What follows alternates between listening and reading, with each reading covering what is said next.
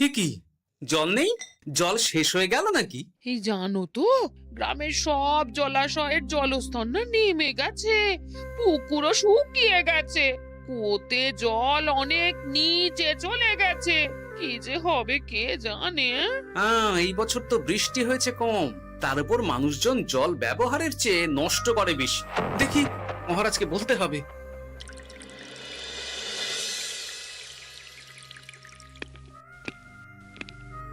এই তো গোপাল এসে গেছে।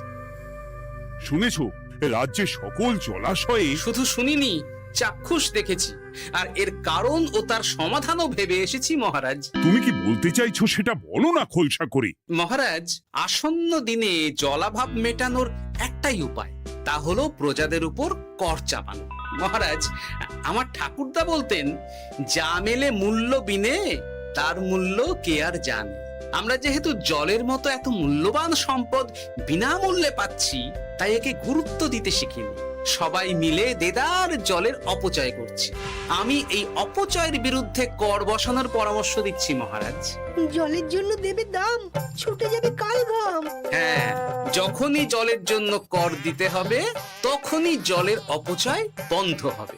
এতে লাভটা কি হবে গোপাল? মানুষ কম জলে কাজ করা শিখে যাবে, ফলে আগামী দিনে যদি জল সম্পদ কমেও যায়, এই কৃষ্ণনগরের প্রজারা আগে থেকেই তার জন্য প্রস্তুত হয়ে যাবেন।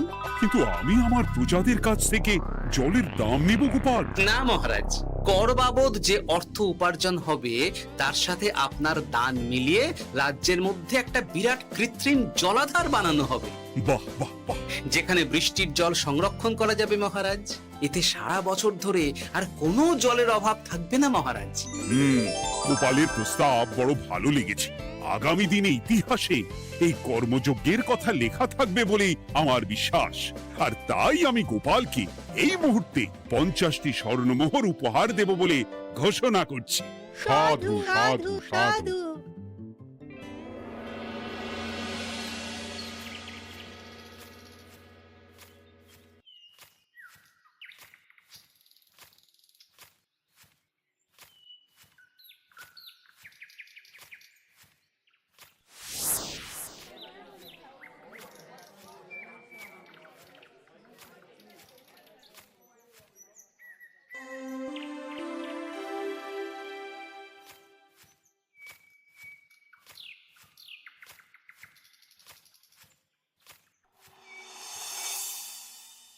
মানে আমার এই এতটুকু স্বাদ তুমি পূর্ণ করবে না?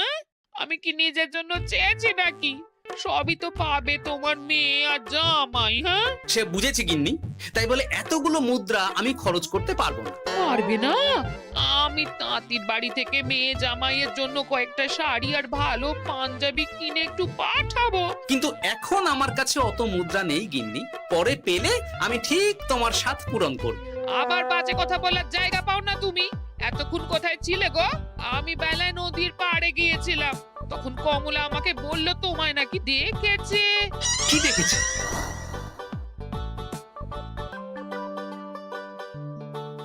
কোথায় গেল?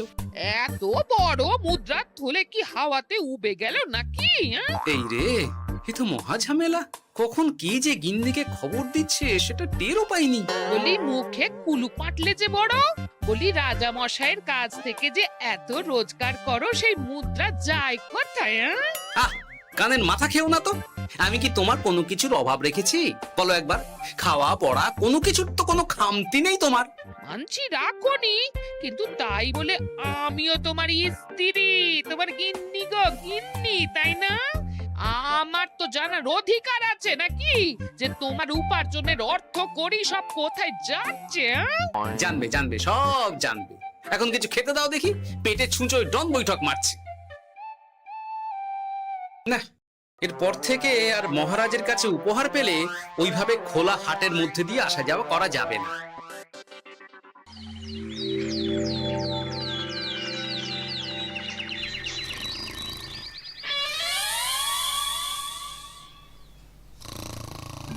তোমার আর কোনো চিন্তা নেই গোপাল। আমি তোমার মাসোহারা তো বাড়িয়ে দিলাম, সঙ্গে প্রত্যেক দিন তুমি 10 মোহর করে পারিতোষিক পাবে। এই নাও।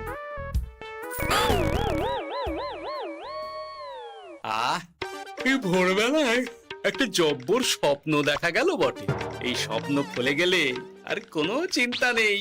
গিন্নি, ও গিন্নি, বলি গেলে কোথায়? গিন্নি, সাড়া নেই।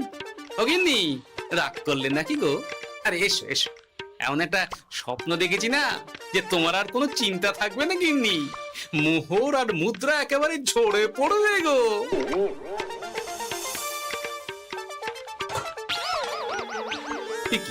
এইসব ফলাহার সাজিয়ে রেখে গেল কোথায় গিন্নি?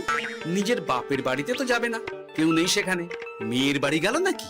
না, মেয়ের বাড়িতে তো গিন্নি যায় না। তাহলে না না, খালি পেটে এত ভাবতে পারছি না। আগে মুখ হাত ধুয়ে এসে কিছু খেয়ে নি, তারপর দেখি গিন্নি কোথায় গেল। না, গিন্নিকে তো কোথাও দেখলাম না। গেল কোথায়? যাকে আগে রাজবাড়িতে তো যাই, ফেরার সময় না হয় আবার খোঁজ নেব, ততক্ষণে ফিরেও আসতে পারে।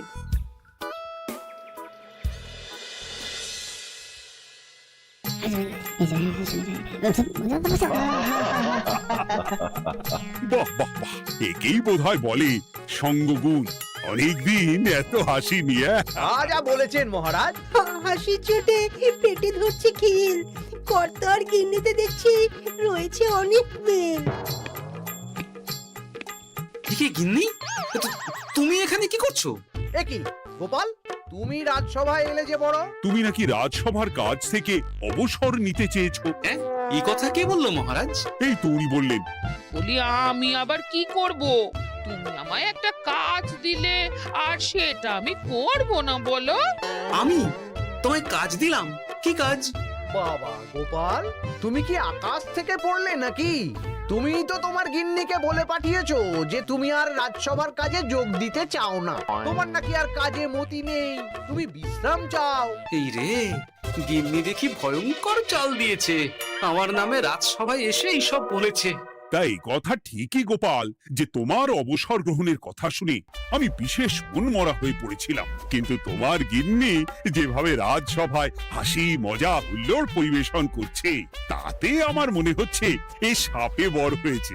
এই বেলা যদি গোপালকে কায়দা করে রাজসভা থেকে তাড়ানো যায়, তাহলে আমার পথ থেকে বিরাট বড় একটা কাঁটা উপড়ে ফেলা যাবে। গোপাল গিন্নি সবার মধ্যে বিলিয়েছেন হাসি, তার জন্য রাজামশাই হয়েছেন ভারী খুশি।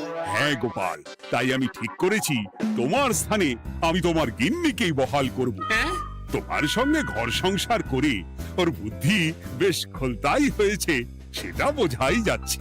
এছাড়াও আমাদের অনেক পরামর্শ দিয়ে সাহায্যও করতে পারবে। তাছাড়া উনি মহিলা বলে অন্দরমহলেও যেতে পারবেন, রানীমাও খুশি হবেন বলেই তো আমার বিশ্বাস। কি গোপাল গিন্নি, তোমার এই কাজ করতে কোনো আপত্তি নেই তো? আপত্তি কেন থাকবে মহারাজ?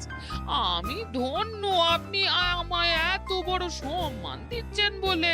এ তুমি আমার কত বড় সর্বনাশ করলে গিন্নি। তুমি কিনা শেষে আমার চাকরিটাই খেলে। এটা গোপালের জন্য বড় ভালো হলো, তাই না? কোনো কাজ করতে হবে না, কিন্তু রোজগার আগের মতোই থাকবে। অবসর আর উপার্জন একসাথে। না হে গোপাল, তুমি আর এখানে কাঁচু মাচু মুখে দাঁড়িয়ে না থেকে নিজের বিশ্রামে ব্যাঘাত ঘটিও না। আমাকে সবার কাজ শুরু করতে দাও। যথা আজ্ঞা মহারাজ।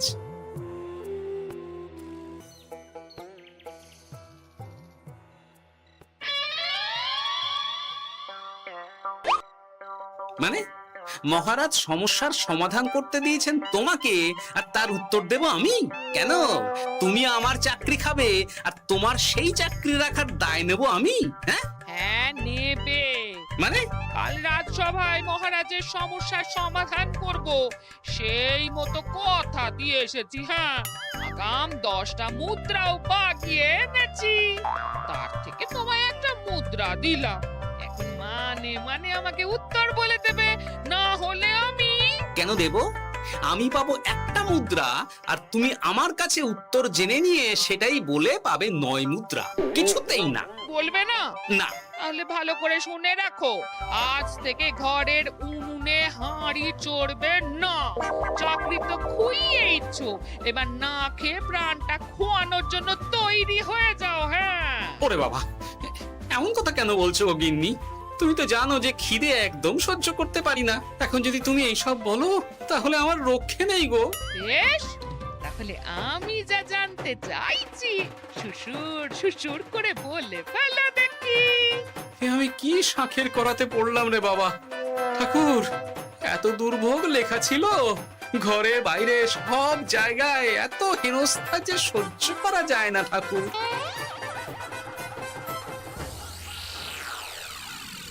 একেই তো বলে গো গিন্নি, মেঘ না চাইতেই জল।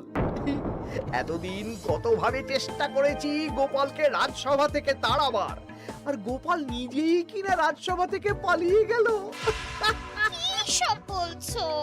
তোমার শরীর ঠিক আছে তো? শরীর মন সব ঠিক আছে, তবে গোপালের বদলে কাকে বহাল করা হয়েছে শুনলে তোমার মাথা ঘুরে যাবে। কাকে? গোপাল গিন্নিকে। আমার কিন্তু বিষয়টা খুব একটা সরল ঠেকছে না গো। গোপাল ভাঁড়ের বুদ্ধি তো আর যে সে বুদ্ধি নয়। উনি যাই করেন খুব ভেবে চিন্তে করেন, এর পেছনে আবার কোনো মতলব নেই তো।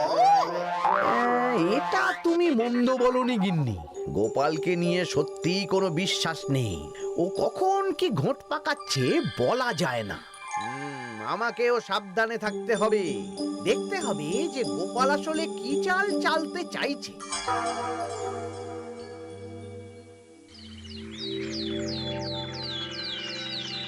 হ্যাঁ গোপাল গিন্নি, এই একটাই প্রশ্ন আমায় সারা রাত ধরে জাগিয়ে রেখেছে। মানুষ মরে ভূত হয়, ভূত কি মরে? তাহলে ভূত মরলে কি হয়? মানে মহারাজ, এই প্রশ্নের উত্তর আমার আজকে দিতে ইচ্ছে করছে না। হ্যাঁ, আমি না হয় আপনাকে আগামীকাল এই প্রশ্নের উত্তর দেব, ঠিক আছে? হ্যাঁ, গাছ থেকে পড়ে গেলে জাপটে ধরে ডালকে। আজকের প্রশ্নের উত্তর উনি দেবেন কালকে। না হে গোপাল গিন্নি, তা হয় না। এই প্রশ্ন আমাকে সারা রাত বিচলিত করেছে। আবার যদি আজকেও এই প্রশ্নের উত্তর না পাই, তাহলে তো আবার একটা নিদ্রাহীন রাত আমাকে কাটাতে হবে। মানে আমি বলছিলাম কি মহারাজ, গোপাল গিন্নি তো সদ্য এই কাজে বহাল হয়েছে, তাই তাকে তো একটু সময় দেওয়া দরকার নাকি? কিন্তু প্রশ্নের উত্তর না পেলে যদি মহারাজের শরীর খারাপ হয়, তার দায় কে নেবে মন্ত্রী মশাই? এই রে, এখন আমি কি করব? এ তো মহা বিপদে পড়লাম দেখছি। আচ্ছা মহারাজ, ঠিক আছে ঠিক আছে, আমি এই প্রশ্নের উত্তর দেব, কিন্তু আমার না একটু সমস্যা আছে। খোলা হাওয়াতে গিয়ে না দাঁড়ালে আমার ঠিক মাথা খোলে না, তাই বলছিলাম। তাই না হয় যাও, হাওয়া খেয়ে এসে মাথাটা খোলতাই করে নাও, কিন্তু এই প্রশ্নের উত্তর আমাকে আজকেই দিতে হবে। হ্যাঁ, উফ, এই যে কি সমস্যা! সারাদিন ঘরে বসে থেকে থেকে তো আমার সারা গায়ে বাদ ধরে গেল। সেই সকাল বেলা আমাকে ফলাহার করিয়ে দিয়ে গিন্নি তো চলে গেছে রাজবাড়িতে চাকরি করতে। এদিকে আমার যে পেটে কিচ্ছুটি নেই, তার কি হবে? মহারাজ দোকানে গিয়ে যে ভালো মন্দ খাবো তারও উপায় নেই, তাহলেই তো কাঁড়ি কাঁড়ি খরচা। না, একবার দেখি তো উনুন ধরিয়ে অন্তত ভাতটা চাপাতে পারি কিনা, তাহলে গিন্নির ওই হাঁড়ি না চড়ার হুমকির হাত থেকে অন্তত বাঁচা যাবে।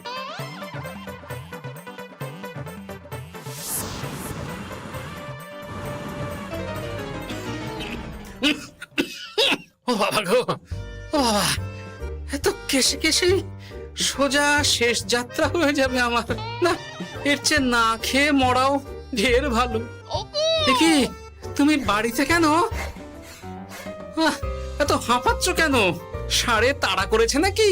আরে না গো, মানুষ মরে ভূত হয়, ভূত কি মরে?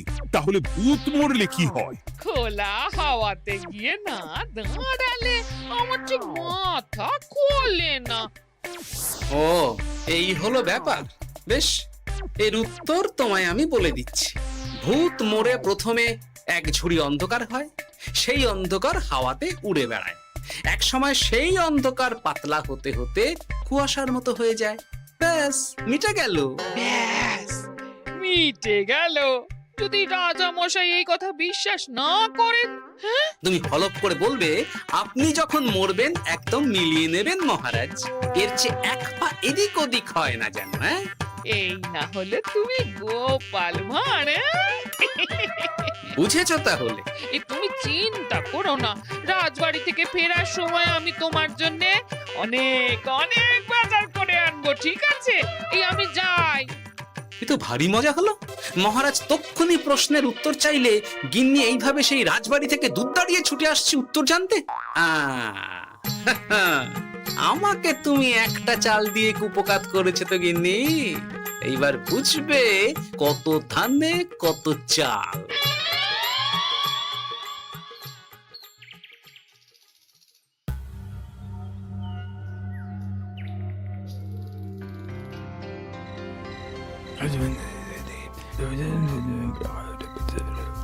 বুঝেছিস তো তোর কাজটা? খুব বুঝেছি গোপাল দাদা। নেই, এবার লেগে পড় দেখি।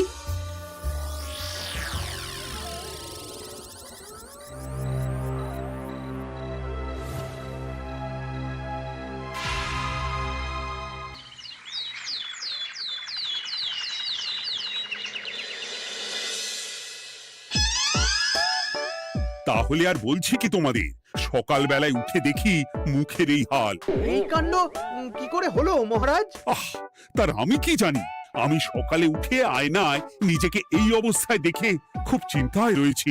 গোপাল গিন্নি, আগে মহারাজ, গোপাল থাকলে যে কাজ করত সেটা তো তোমাকেই করতে হবে, বলতে হবে এর সমাধান কি। হ্যাঁ মানে মানে আমি হ্যাঁ হ্যাঁ, আমার মনে আছে। তোমার তো আবার হাওয়া না খেলে চলে না। যাও যাও, তাড়াতাড়ি হাওয়া খেয়ে এর উত্তর নিয়ে এসো।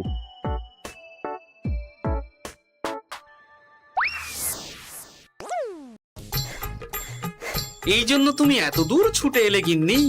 মহারাজকে বলবে যে তিনি যেন আজ রাতে চাদরটা মুখে ভালো করে মুড়িয়ে ঘুমোন, তাহলেই মিটে যাবে। এই রং চলে যাবে আর নতুন করে কিছু হবেও না। ও মা, বলি এত সোজা সমাধান? হ্যাঁ? তা নয় তো কি?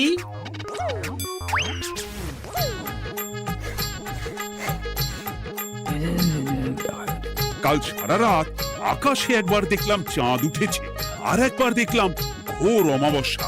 এর কারণ কি? একই রাতে দুই তিথি হয় কি করে? মানে আর একটা সমস্যা। হ্যাঁ, এটা আগে বললেই তো হতো মহারাজ।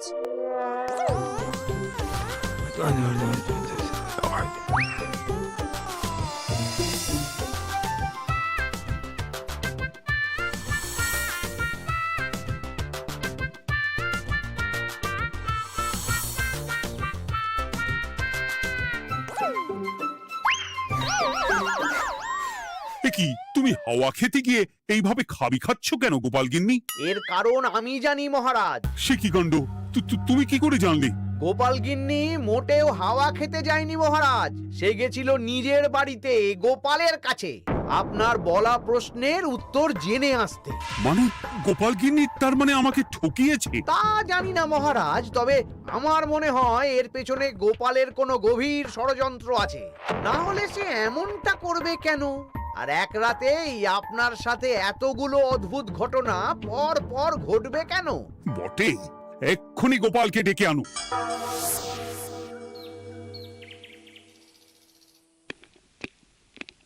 না মহারাজ, আমি সত্যি অবসর চেয়েছিলাম, আর তাই আমার গিন্নি আপনার কাছে এসে বলেছিল। ওর কোনো দোষ নেই মহারাজ।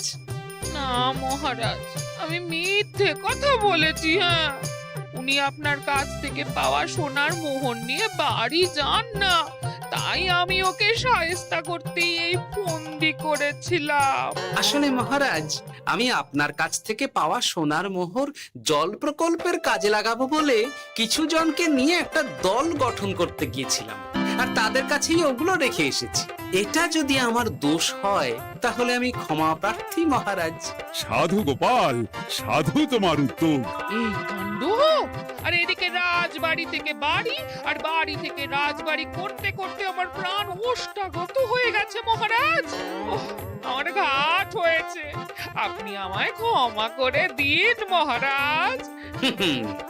এইবার মজার টের পেয়েছ তো গিন্নি?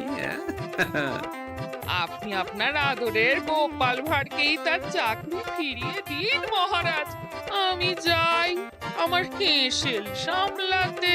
কেলে পচা খুব ভালো করেছে বলতে হবে।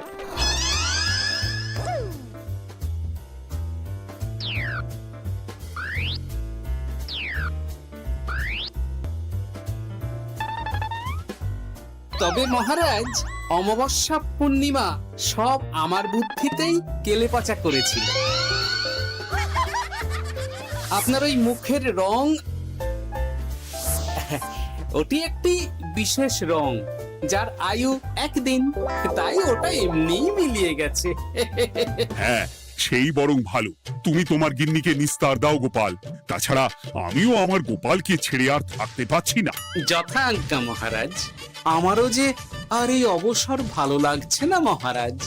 গোপাল ছাড়া রাজসভা যে লাগে ফাঁকা ফাঁকা, তাই তো আবার চাকরিতে তাকে বহাল রাখা।